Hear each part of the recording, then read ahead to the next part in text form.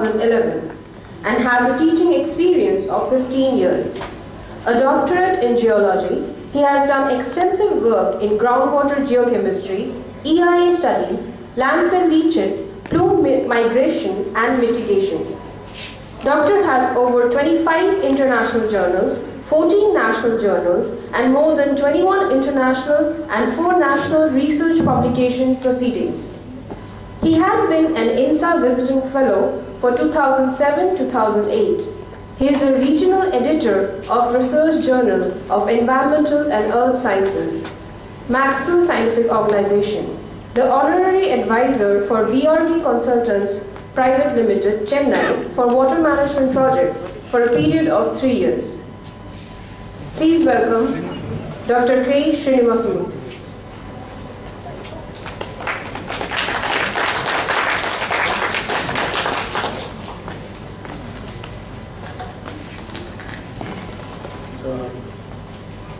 So respected participants, and from the participants I can say that most of the people are student community, and so as a geologist, and mostly we concentrate more on hydrogeology, and I can tell that I am an hydrogeologist, and we have done some work regarding water management and the identification of saline water intrusion zones in the Pondicherry region, and just I want to project that particular criteria. So being an our environment and pollution control, I think I want to throw some lights regarding what are the areas in which you people can focus your research, and you can widen the research in the aspect what we have been doing for the past 15 years in the field of hydrogeology. So generally I want to just focus on the status of water studies in the Pondicherry region. So the status of water studies in the Pondicherry region, it gains more importance because due to the location of Pondicherry in the coastal region, and most of the groundwater resources in the Pondicherry region is being affected by natural type of calamities. Even though if you are having the amount of rainfall that we receive is greater than the average rainfall, it comes around 1200 millimeter per year. So we are facing an overall shortage in the surplus water availability. That means the amount of groundwater availability is in gloom when we take our coastal region. So we have focused our main aim was to determine or to demarcate the recharge zones in the Pondicherry region as well as the university campus. So we have, by using the remote sensing and GIS type of techniques, we have already demarcated the recharge zones, and we have done some modeling type of aspects like that of your CVAT modeling. We have applied some CVAT modeling, and we have just identified up to what extent the saline water migration will occur for the next 50 years. So these are the different type of work. So to start with, so when an hydrogeologist, when he comes and speak, generally we focus more on the water cycle. So I think most of the people might be aware of this water cycle. What is the importance of this water cycle, and what can we gain from the water cycle? So the water cycle is a cycle. When it runs normally, everything will be normal. But when the cycle stops, then the problem begins. So as an hydrogeologist, we will be concentrating more on your runoff to the stream, then your stream flow, and your fresh storage and the springs. So generally what happens when precipitation takes place, most of the water will be guided by the elevation. That means variation in the elevation will guide your surface water flow, and the water will be flowing. So the amount of infiltration capacity is being guided by the porosity and permeability of the formation in that particular region. So while people speak about the rainwater harvesting, I think one main laguna in focusing the rainwater harvesting is identifying suitable locations where we can fix locations. So this is the particular location where we can go for rainwater augmentation or something like that. So we cannot go for rainwater augmentation in each and every locality. There are some guidelines, there are some criteria that should be followed. Because as told by me, the porosity and permeability is an important factor that determines the amount of infiltration criteria. So if you fix a location where the porosity and permeability of a formation is lower, where the pore spaces are lower, so in that particular location, if you go for rainwater harvesting, what will be the use? So that is the major reason. If you take the Madras type of locations, like Madras, you can see that waterlogging condition is normal in all the terrains. So what is waterlogging? Waterlogging is nothing but a situation where when the topmost soil layer, when it gets filled with water, the capacity of the water to infiltrate is lowered because due to the absence of your porosity and permeability of the formation. So automatically what happens, the water that is held in the pore spaces will not infiltrate and it starts overflowing. That is what we call it as a waterlogging condition. This type of condition is prevailable, or it is of its utmost importance in locations like Chennai and Mumbai, because due to the invasion of your human activities, building of the buildings, etc., etc. So we concentrate more on this stream flow type of criteria. So there are models which will give us information regarding what is the amount of rain in a particular region, what will be the range of infiltration, and what will be the amount of water flow as and groundwater. It can be easily calculated. I think I will be focusing on that particular type of issues. So here you can see that the total water flows, total global fluxes in the water, and it is in thousands of kilometer cube per year. So you can see that each and everything is interconnected. The amount of precipitation is equal to the amount of infiltration, is also equal to the amount of water that flows as an overland flow. Then we have a base flow, and then we have your interflow. So we will be discussing about that different type of aspects. So generally I think I just don't want to make you scare about what is the nature of the water condition in the prevailing world. So generally I think there are most data available regarding the total amount of water available in the region. So this is the total amount of water available. In that you can see that 97.5% is available in the ocean, and the rest 2.5% is only available as the fresh water. And in that fresh water you can see that 68.7% is being occupied by the glacial or the glacial water, and the rest will be your groundwater, which comes around 30.1%. So most of the agricultural practices in India is focusing on these groundwater issues, even though the quantity of water is around 30.1%. So most of the dwellings or agricultural practices or your industrial or your domestic type of an utility will focus on this 30.1%. So that is the problem what you are facing. And then comes your surface and atmospheric water, it comes around 0.4%. And in fresh water in the lakes, it comes around 67.4%. And in that you can see that these are the different type of water available in soil moisture, then in the atmosphere, then in the wetlands, then in the rivers, and as biomass.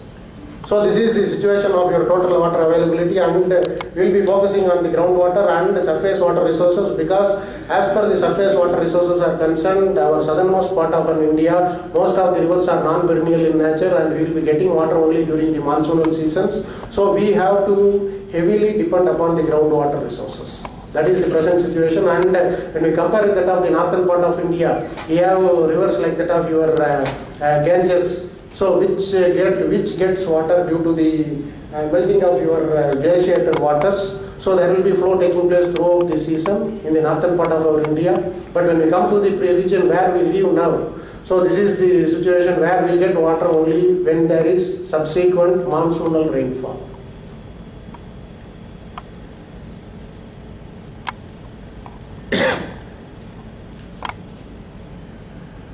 So about the water content present in the body, this is also a slide just to indicate what is the importance of the water. So you can see that 60% of the human body is entirely made up of water, and just 2% of your dehydration, it will decrease your activity by 20%.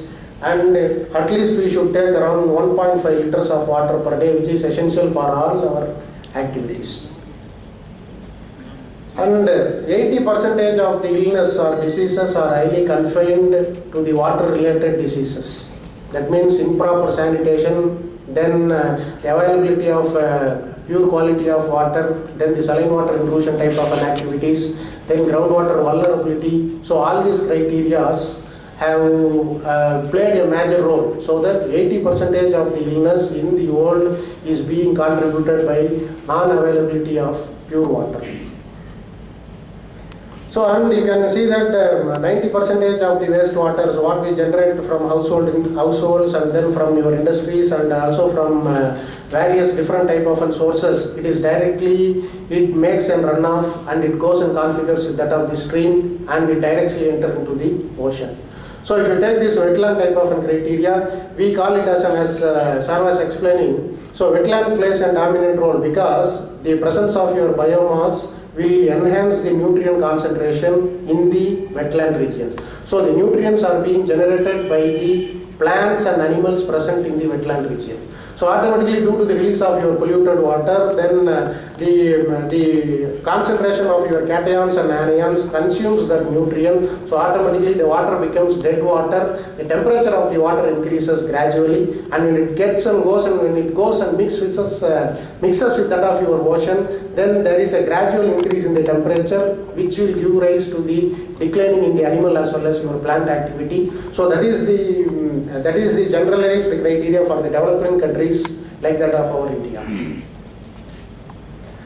So and then regarding the water related issues, you can see that around 6,000 people die every day due to the water related diseases like that of your diarrhea or your whatever may be the thing. So it is around 6,000 people just die due to the these type of activities. And when coming to the water consumption, so this is as per your Indian type of a scenario. So you can see that 70% of your water resources are being utilized by the agriculture, because our country is mainly depending upon agricultural activities. So it is the backbone of India also. So most of the water uses is confined to that of your agricultural activities. Then you see the industrial account, it comes around 22% only, and the domestic comes around 8%. So this is the backbone of the water utility, and since if you take the southern part of our India, as told by me, this 70% of the water is not the surface water, it is the groundwater they are utilizing for their agricultural activities. This is the present situation now.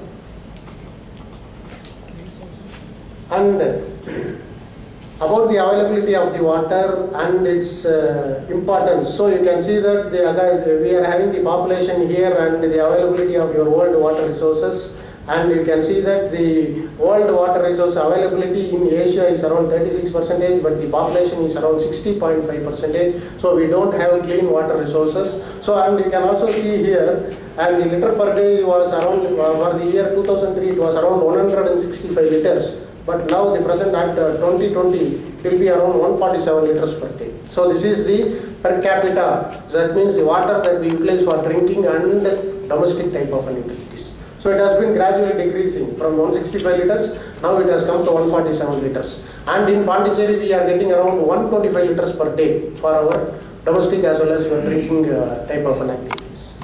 So this is the present situation, and so projected water scarcity for the year 2025, you can see that we are in the physical water scarcity, not the economic water scarcity, because it is already felt and it is already known that we are going to face a severe water scarcity due to the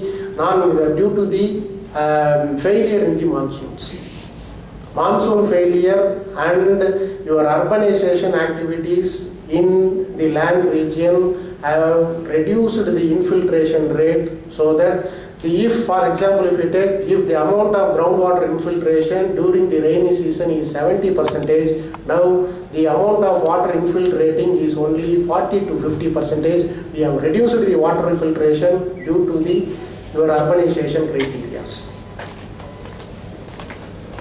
And then I think most of the people know about the water footprint, what we call it as the virtual water.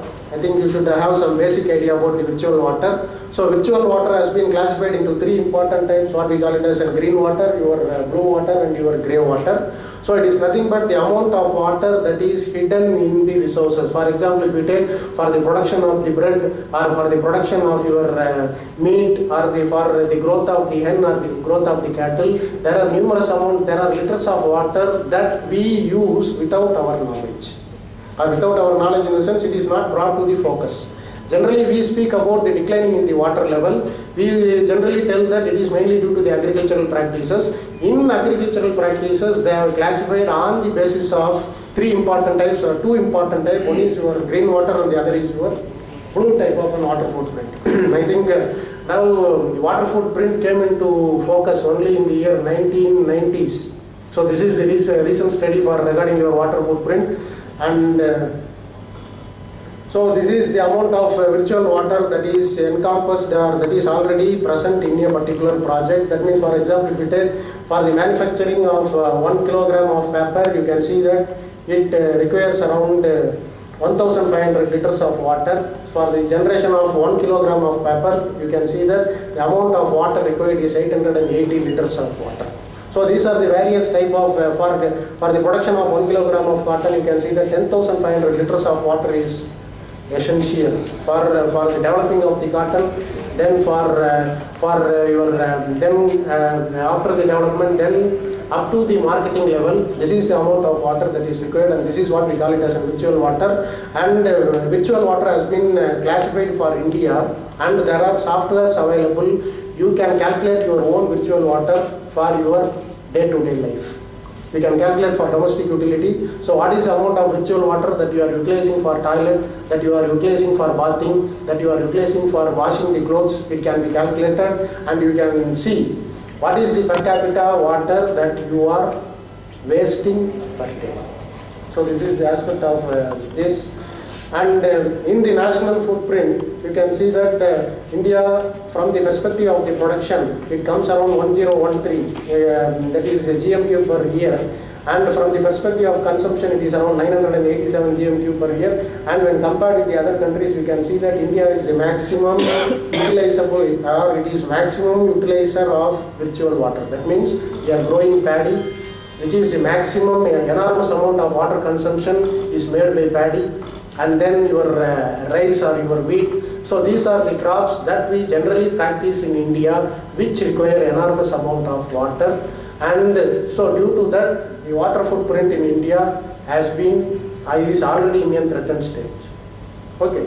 And if you want to know more about the water footprint, you can see that the water footprint assessment manual is there. This is a book that is available, and there are softwares are also available where you can download and you can calculate your own water footprint.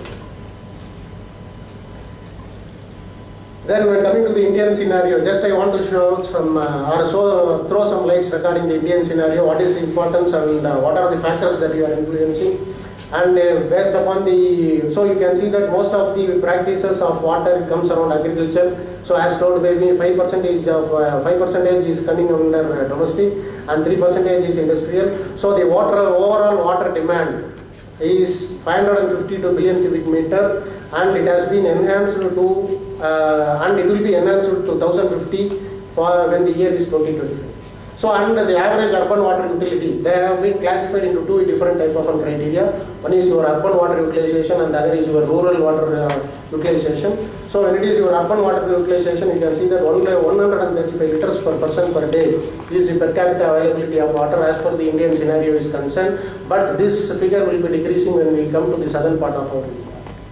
And 86% of the population have access to the improved water use, and only 33% of the population has been access to improved sanitation. Now, accessibility to good quality water is not a problem because 85% of our country is having good access to drinking water. So one of the major issues that has to be highlighted is nothing but accessibility of water for sanitation purpose. That is the place where we are lacking here. And based upon the monsoon, I think we get monsoonal rainfall only during two different seasons. One is your northeast monsoon and the other is your southeast monsoon. And I think we are expecting the monsoon by 20th of this month. So we are expecting some monsoon. And the previous monsoon, you can see that there was a deficit in the amount of rainfall. So this deficit in the rainfall and the surplus of rainfall during the monsoonal season it is not due to the increased urbanization or not due to the climatic change. It has been proved that it is a natural factor. If you take into consideration 100 years of annual rainfall and compare, you can see that for each and every 10 years there will be a drastic decrease in the rainfall and there will be an enormous amount of rainfall in a particular region. So we cannot link the excess of rainfall or the deficit of rainfall due to the influence of climate. It is not due to the influence of climate, because in Copenhagen it has been concluded that climate factor do not have any major role to play regarding the water resources. It is a natural phenomenon. So the surplus availability of water or the deficient availability of water is mainly due to the human activities in that particular regions. Because we are converting the barren, we are converting the recharge regions. We don't know what is the recharge region. We don't know which is the discharge region. We are constructing houses in the recharge region. So automatically the amount of water to be recharged in that particular region, it is being banned or it is being stopped. So the present situation is not due to the variation in the rainfall. It is mainly due to what we can call it as mainly due to us. We are the people responsible for deficiency in the water availability. And it is a general condition. You can ask me, sir, what about the surface water flow? Whether this was the condition prior. Yes, this is not the condition, but you can see that most of the water, your surface water, that means your rivers, it has been silted out. The normal capacity, the original capacity of the river is only half now. If, for example, 40 meter is the depth of the river, now only 10 meter is available for the water flow. The rest is being silted up. So each and every rivers has to be desilted now. That is the case if, for example, if I want to speak about the Zuddhoda lake, if you compare the present size of Zuddhoda, when you take the remote sensing imageries, when you compare the present size with the previous size, you can see that there is a shrinkage in the Zuddhoda lake, and the depth of the Zuddhoda lake for the past 100 years, it has been reduced to 40 meters. The 40 meter is nothing but the amount of sedimentation fill that has accumulated in the Zuddhoda. So the water to directly recharge, it has to pass through the 40 meter sediment and then it has to go to the recharge zone. So for that, if you compare, the time taken will be higher. So within that period, your monsoon rain will be stopping. So as a primal aspect, what we identified is desiltation of rivers is very, very essential. It is a natural phenomenon. Siltation is a natural phenomenon. It should be desilted. And so this is about the demographic growth. As told, we are responsible for all. Number one criteria is population growth. You can see that in the year 1947, what was the urban share? And in the year 2001, you can see that 28%, and in 2021 is projected to 40%. Increasing in human population is one of the major criteria. Now, if two people shared one water, then now the present situation is 10 people are sharing 1 liter of water. And previously, 2 people shared it, now 10 people are going to share. That is the place where we are facing some difficulties. And fast growing Indian cities. So this is a generalized phenomena. Fast growing Indian cities on the basis of the population, 10 millions and above, where Greater Mumbai, Kolkata and Delhi are coming in 10 millions and above population. Then your Chennai, Bangalore and Hyderabad is coming around 5 to 10. So our Pondicherry will be in 1 to 2 million people. So this will be the location where we can fix our Pondicherry. So this is the fast growing Indian cities, and as per the environmental deficiencies that has been identified, you can see that protected water supply, 84% of the urban population is having good access to water. That means your protected water, and only 16% is lacking, and that too our government are taking initiatives to give clean water to all.